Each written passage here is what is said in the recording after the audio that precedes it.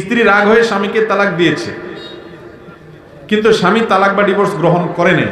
কিছুদিন পর দুই পরিবার মিল হয়ে আবার সংসার করছে। এই বিষয়ে হুজুরের মতামত কি?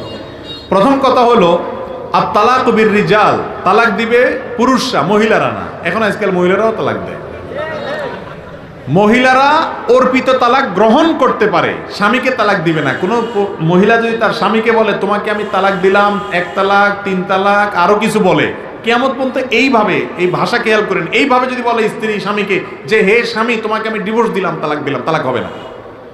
স্ত্রী যদি বলে আমি তালাক গ্রহণ করলাম নিজের প্রতি, অর্পিত তালাকের পাওয়ার বলে, কাবিননামা 18 নম্বর কলামে লেখা আছে, ভরণ পোষণ না দিলে, বনিবর না হলে, জুলুম করলে, অবিচার করলে, হান এটা করলে, তখন স্ত্রী নিজের প্রতি, নিজের নফসের প্রতি তালাক গ্রহণ করতে পারবে, তালাক দিবে না।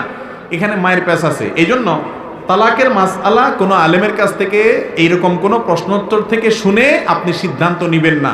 ইন্ডিভিজুয়াল তালাকের মাসআলা কোনো আলেমের সাথে সাক্ষাৎ করে, কোনো দারুল ইফতাতে, ফতোয়া বিভাগে, মাদ্রাসা, বড় কোনো আলেমের কাছে গিয়ে খুলে বলে তারপরে জানবেন।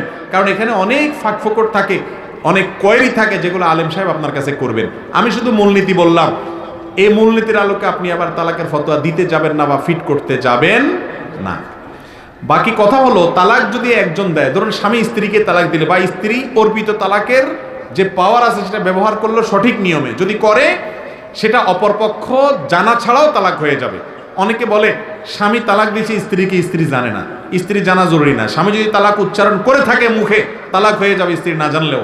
অত্যন্ত জটিল একটা বিষয়। হ্যাঁ, এটার কার্যকর সামাজিকভাবে হওয়ার জন্য প্রচলিত আইনে কিছু ধারা আছে, কিছু প্রসেস আছে, সেগুলো আরেক জিনিস।